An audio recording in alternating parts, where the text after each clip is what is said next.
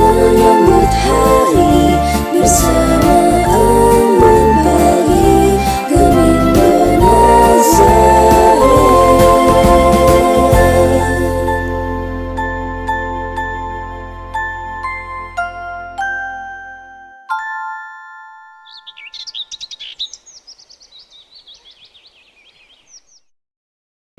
Shalom, selamat pagi jemaat Gemindo Nazaret dan sahabat Embun Pagi yang dikasihi Tuhan.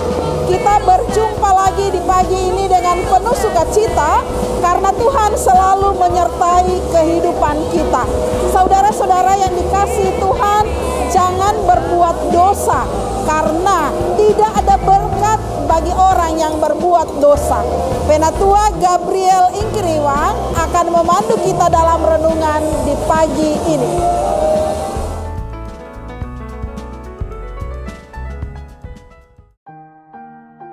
Mari kita berdoa untuk membaca firman Tuhan.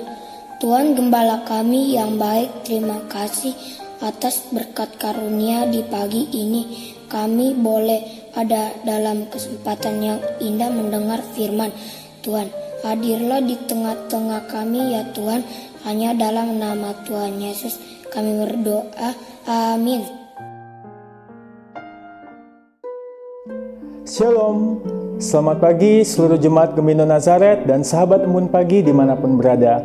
Kembali kita berjumpa di pagi hari ini dengan penuh sukacita di dalam Tuhan. Saudara terkasih, sebelum memulai aktivitas, mari kita mendengarkan renungan firman Tuhan. Tema renungan hari ini adalah dosa menghambat berkat.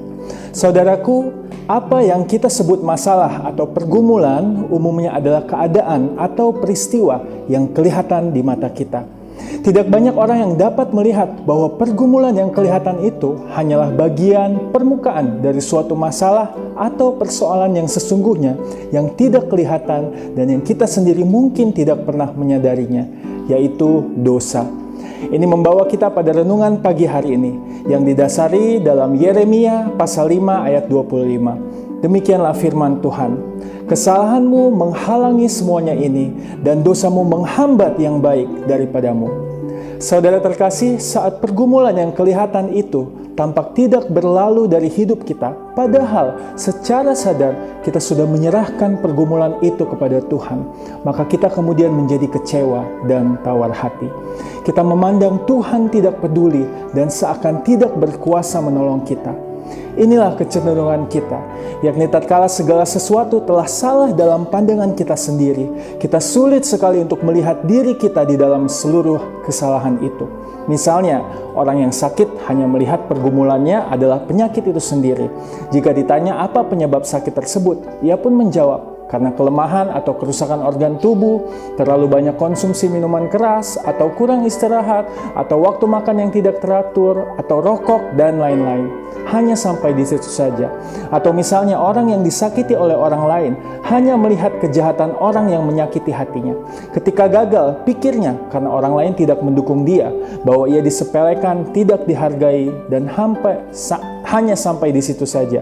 Dan banyak contoh lain yang menunjukkan kecenderungan kita memandang suatu pergumulan hanya dari apa yang terlihat saja. Lalu ketika dosa dipertanyakan kepada kita, kita kemudian menjadi tersinggung karenanya dan menyanggah. Saya tidak mencuri, saya bukan pemabuk, saya tidak berzina, saya bukan pembohong, saya setia beribadah, tekun memberi persembahan, memberi diri dalam pelayanan, dan lain-lain. Lalu mengapa pergumulan kita itu tidak kunjung berlalu dari hidup kita?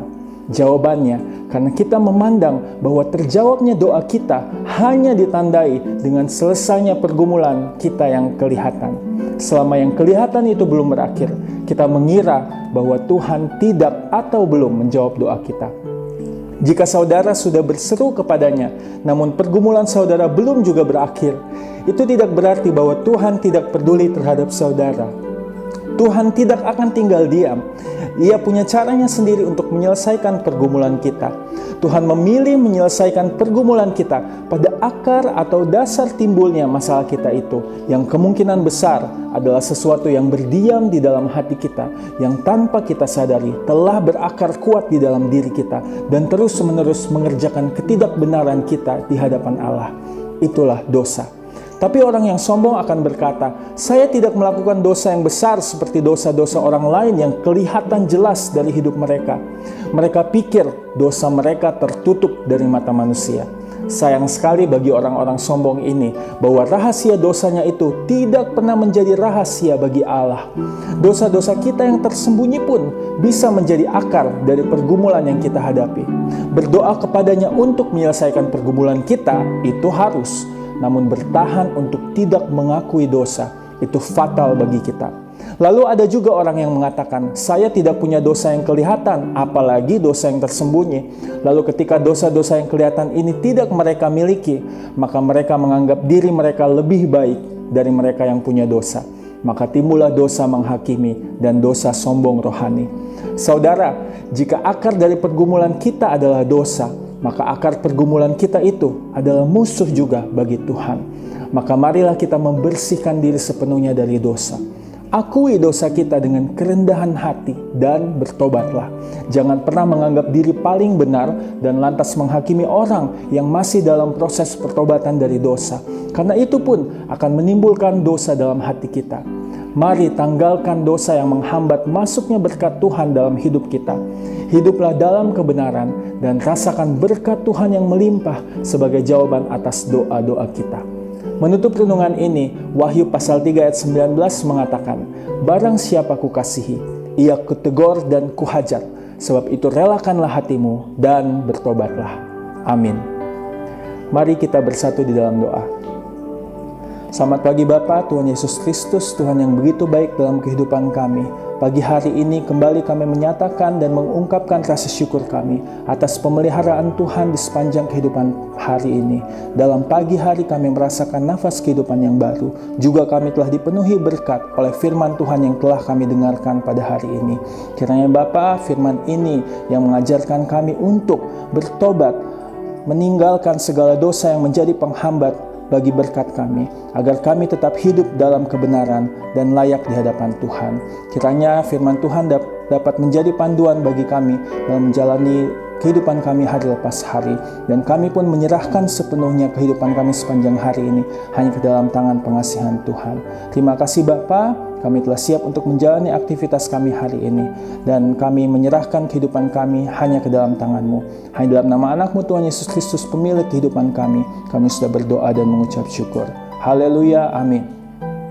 Demikianlah renungan Embun Pagi di hari ini. Selamat beraktivitas, tetap semangat dan jaga kesehatan. Tuhan Yesus memberkati kita semua.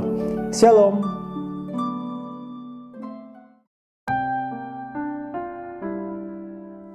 Bukan dengan barang fana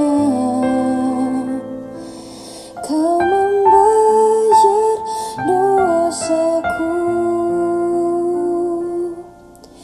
dengan darah yang mahal, tiada noda dan celah. Bukan dengan emas perak Kau menebus diriku, oleh segenap kasih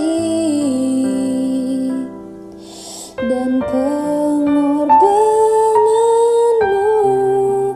ku telah mati dan tinggalkan